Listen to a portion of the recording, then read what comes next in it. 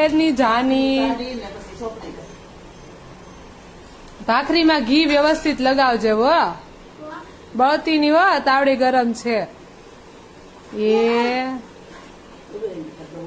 મીશાને ભાખરી લેતા ના આવડી.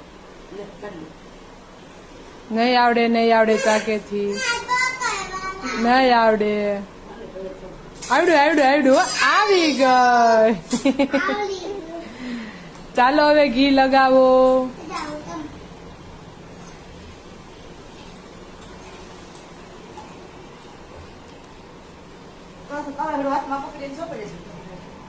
થોડુંક વ્યવસ્થિત ઘી લગાવજે, ભાખરી ખાવામાં મીઠી લાગે. અમારા મીશાબેન આજે રસોઈ બનાવી રહ્યા છે. અમારા મીશાબેન 5 વર્ષના છે, પણ એને રસોઈ બનાવવાનો ખૂબ જ શોખ છે,